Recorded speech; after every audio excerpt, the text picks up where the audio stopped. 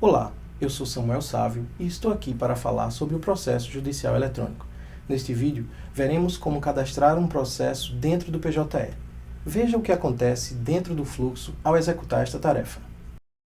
Após criado o processo, o sistema analisa se a classe judicial do mesmo é de execução ou não. Por exemplo, uma carta precatória executória seguiria direto para a fase de execução.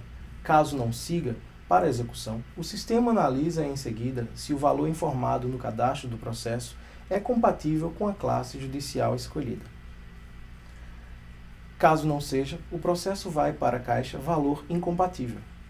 Caso o valor esteja ok, o sistema verifica se há urgência ou não para o mesmo. Caso haja urgência, o processo segue para a caixa apreciar urgentes. Caso contrário, o processo segue para a triagem inicial. A grande maioria dos processos cadastrados vão para esta caixa inicialmente, salvo aqueles que apresentem os detalhes aqui indicados. O primeiro passo no cadastro de um novo processo é ir na tela de Home, clicar na opção de menu Processo e depois clicar no submenu Novo Processo. Agora, o usuário fornece os dados iniciais do processo, escolhendo a jurisdição e a classe judicial. Depois disso, o usuário clica em Incluir. Aqui, o usuário deve associar os assuntos ao processo. Após clicar no botão Adicionar do assunto desejado, este passa para a região de Assuntos Associados. Verifique que o assunto adicionado sai da relação de assuntos e passa a ser um assunto associado. Caso o usuário deseje excluir este assunto da relação de assuntos associados, basta clicar no botão Remover e este volta para a relação de assuntos, porém, deixa de ser um assunto associado ao processo. O usuário deve continuar a composição do assunto, até que todos os pedidos de petição inicial sejam enumerados. Após isto, o usuário deve clicar na aba Partes. Aqui, o usuário efetua o cadastro das partes que compõem o processo. Para adicionar uma parte no polo ativo, o usuário deve clicar no mais em parte do polo ativo.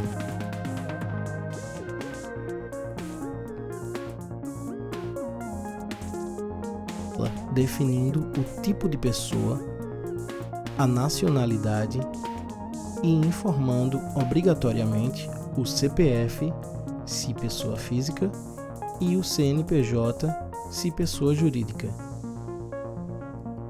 O usuário deve preencher o campo CPF com o CPF ou CNPJ e clicar em Pesquisar. Desta forma, o sistema efetua uma busca por dados no Banco da Receita Federal, trazendo as informações para o cadastro automaticamente. Após verificar se os dados de nome e CPF ou CNPJ são correspondentes, o usuário deve clicar no botão Confirmar. Agora, o usuário deve preencher os campos com informações incompletas. Verifique nas demais abas os dados incompletos, preenchendo-os se necessário. O asterisco vermelho indica que o campo tem preenchimento obrigatório.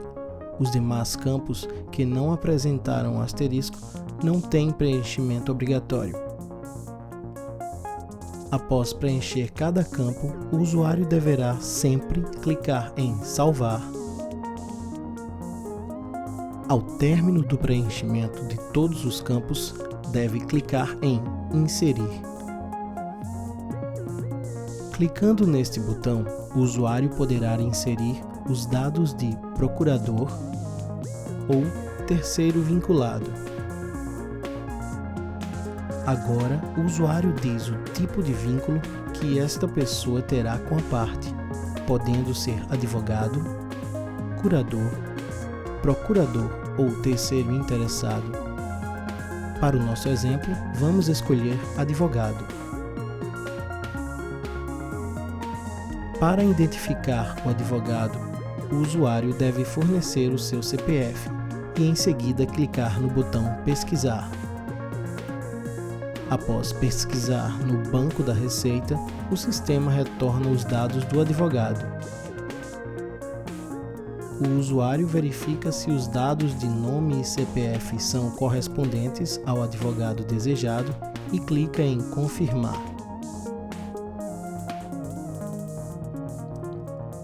Agora, o sistema informa os dados do advogado cadastrado e solicita do usuário que selecione a parte vinculada ao advogado.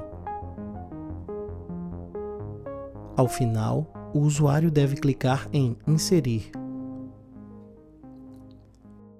O usuário agora deve inserir a parte do polo passivo clicando no ícone de mais verde do polo passivo. Agora, o usuário deve entrar com os dados para cadastro de parte do polo passivo, escolhendo o tipo de pessoa. Para o nosso exemplo, vamos utilizar pessoa jurídica. Em seguida, diz se a parte é órgão público ou não. Informa o CNPJ, efetua a pesquisa dos dados a partir do CNPJ fornecido, verifica se os dados conferem com o esperado quanto a nome e nome fantasia. Agora, o sistema apresenta outras abas para a entrada de outros dados.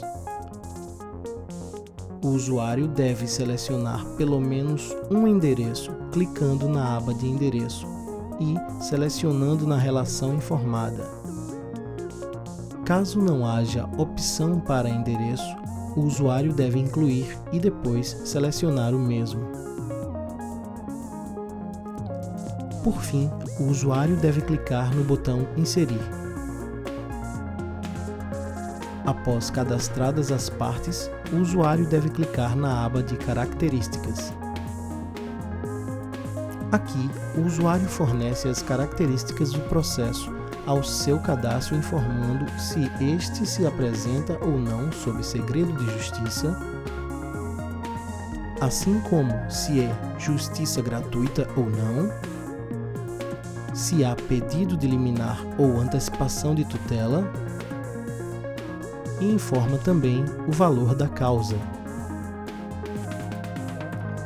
Um detalhe importante aqui é que, para o caso de o usuário escolher segredo de justiça, apenas o juiz vai conseguir visualizar este processo após o seu cadastro.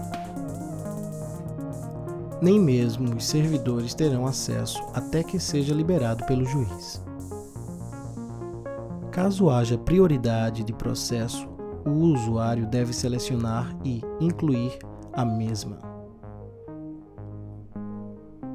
Finalizando o cadastro das características, o usuário deve clicar em Gravar. Prosseguindo, o usuário vai para a próxima etapa do cadastro, clicando na aba Anexar petições e documentos. Aqui, o usuário deve informar a descrição e selecionar o tipo de documento que, para o caso, será a petição inicial. Rolando a tela para baixo, o usuário visualiza o editor de texto por completo. Neste, será apresentado um modelo básico de petição inicial.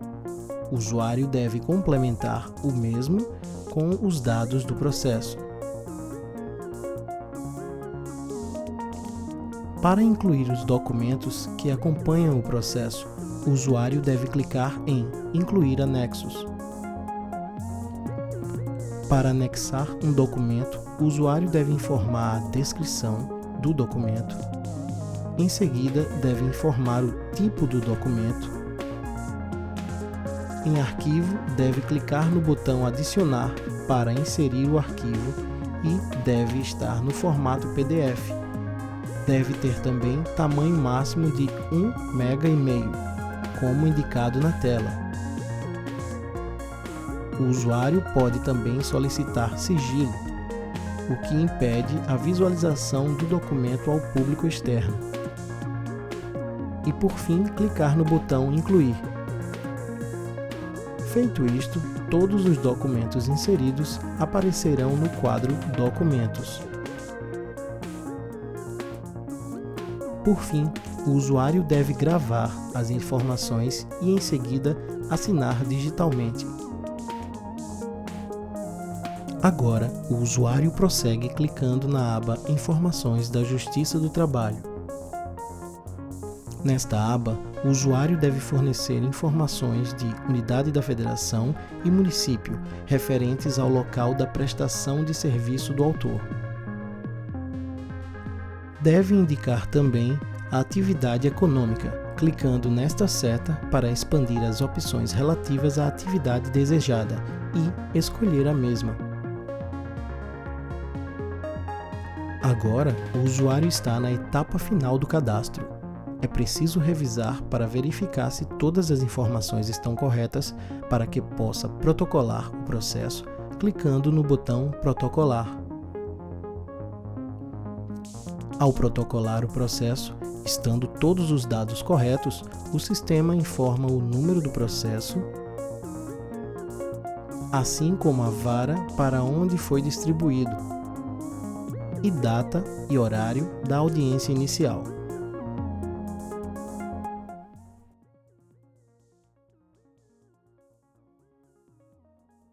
Bom, agora que cadastramos um processo dentro do PJE, já podemos simular algumas situações e até mesmo utilizar o mesmo no aprendizado deste sistema. Mas isto fica para os próximos vídeos. Até lá!